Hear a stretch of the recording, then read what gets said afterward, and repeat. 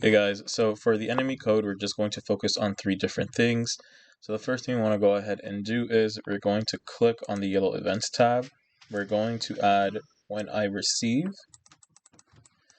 and we're going to make this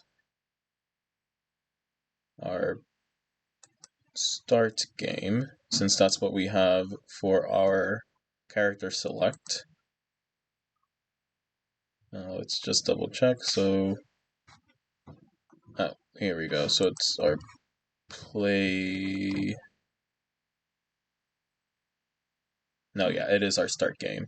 So for those of you who have the character select, you just want to make sure that this is the start game. For those of you who don't have the character select done, then you're just going to make it the play game. So once you're done with that, the next step that we're going to go ahead and do is we're going to go into looks. We're going to add a hide. Then we're going to go into control and add a forever. We're going to add a wait 0.5. So that's how long it takes before each enemy shows up. And then right underneath, still instead of control, we're going to add a create clone of myself. So after this, we're going to add when I start as a clone. We're going to add a forever. And we're going to do if, we're going to leave this blank for right now because we don't have the bullet sprite. So we're going to go ahead and just leave this as it is. Inside of the if then, we're going to go ahead and go into variables. We're going to make a variable, and it's going to be for all sprites. And we're going to call this score, and click OK.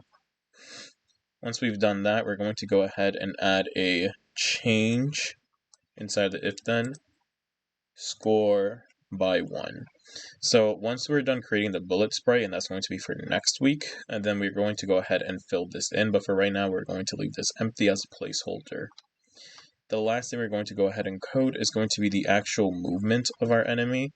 So we're going to go back into control, and we're going to add when I start as a clone. We're going to go into looks and add a show. After that, we're going to go into control and add an if then else. Inside of the diamond of the if then, we're going to go into our operators, and we're going to use the equal sign.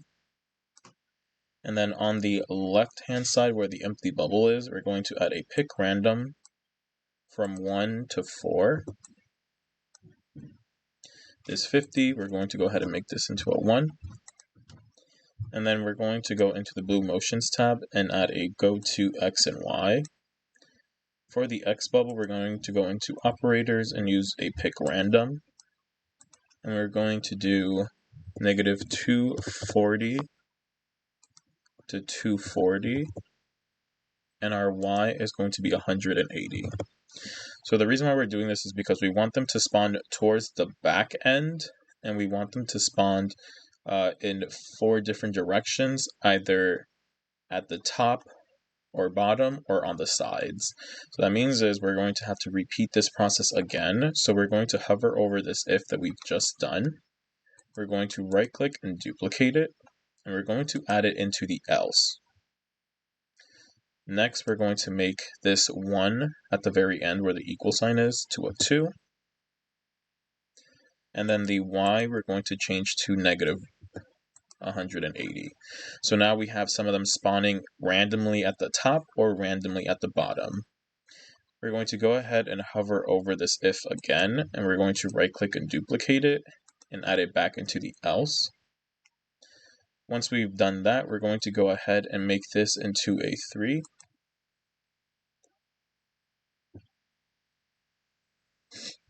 Then we're going to move this pick random over to the Y. We're going to change this negative 240 to negative 180. And this 240 to 180. And then my X we're going to change to 240. Then this time around, we're going to hover over the go to of this if then, duplicate it and add it in the bottom, make this X negative 240. So the idea is we have some spawning at the top and bottom, and then side to side as well. After that, at the bottom, we're going to go ahead and go inside the blue motions tab, and we're going to point towards our player, so that way they're always trying to chase our player.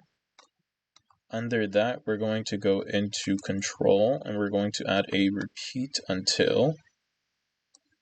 And we want them to continue doing this until they're touching the player. So we're going to go into sensing and add touching player. Inside the repeat, we're going to go inside the blue motions tab and add a move 2 steps, and this controls the speed in which they're moving. After that, right under it, we're going to go into control again and add an if then. So if, and we're going to go into sensing, is going to be touching the bullet, which we don't have, so we're just going to leave this empty.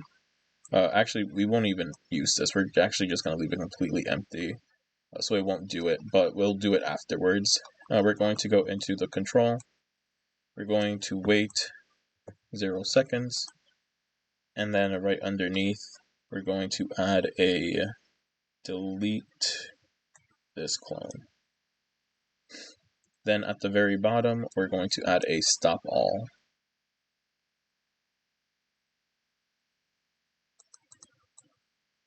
Okay. So another thing that you have to notice is that the size of everything will have to be changed. So it's always good to test out your game. So I'm going to click on my green flag, click on play, select my player, and you see my enemies are actually really big. So where I have this when I start as a clone show, I'm going to go into looks, add a set size to 100%, and I'm going to go ahead and change the size of them. So I'm going to try 40. Okay, so I like that size, so that's perfect, so I'm going to leave it at that. So just make sure you guys are changing the size if you need to. If you need to do it for the player as well, then where you have this one green flag, switch to costume 1, you can add a set size to 100, or for those of you who don't have this code, you can go ahead and add when green flag clicked, set size to, and then you can pick the size if you need to adjust the player size as well. But after that, the next step we're going to work on is going to be our end screen.